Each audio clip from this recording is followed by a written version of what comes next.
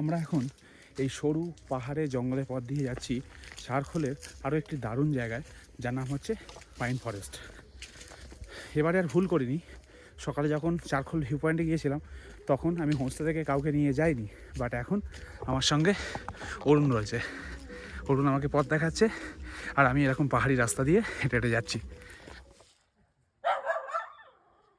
একটা জিনিস আপনাদের দেখাই, এরকম রাস্তা দিয়ে হেঁটে হেঁটে যাচ্ছি। এই রাস্তাটা তৈরি হবে, তো এখনও রেডি হয়নি। চারদিকে পাহাড়, জঙ্গল, আর মাঝে মাঝে এরকম একটা দুটো করে বাড়ি।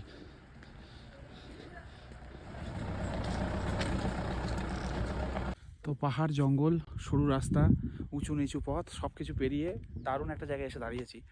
সত্যি খুবই সুন্দর জায়গা। পাইন ফরেস্ট সামনে রয়েছে, বাট এই জায়গাটা কিন্তু বেশ ভালো লাগছে, দেখাচ্ছি আপনাদের। এই দেখুন,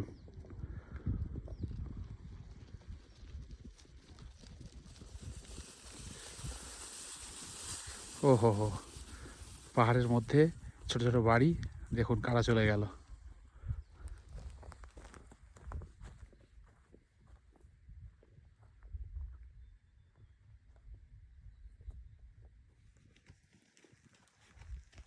অবশেষে এসে পৌঁছালাম সেই চারখোলের বিখ্যাত পাইন ফরেস্টে, যেটা আমাদের হোমস্টে থেকে কিছু মিনিট দূরে।